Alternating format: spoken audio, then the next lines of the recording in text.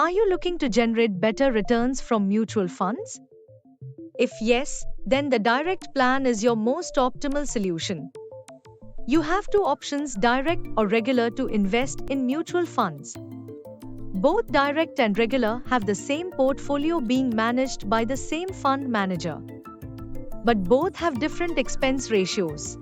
Expense ratio are the management of the fund, marketing, advertising, and any other costs associated with running the fund investors pay to manage the funds. In the case of direct mutual funds, no brokers are involved in charging brokerage fees.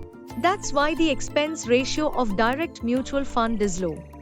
Let's see how it works when you make a SIP investment of 5000 rupees for a tenure of 5 years.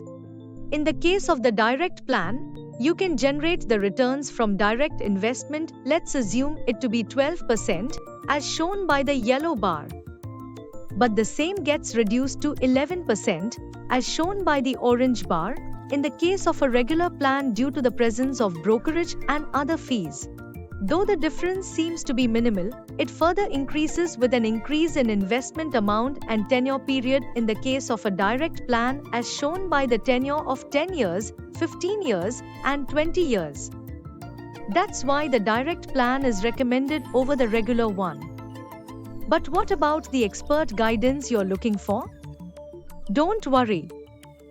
You have Wealth Plus, which not only provides you with expert guidance but also increases your returns by 2 to 3% over the direct investment as shown by the green bar.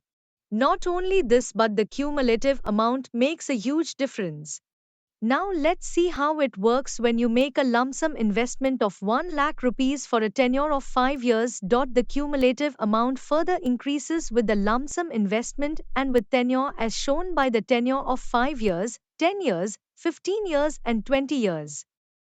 Therefore, your investments can grow multiple times more when you invest in direct plans through Wealth Plus compared to regular and direct plans for alpha returns.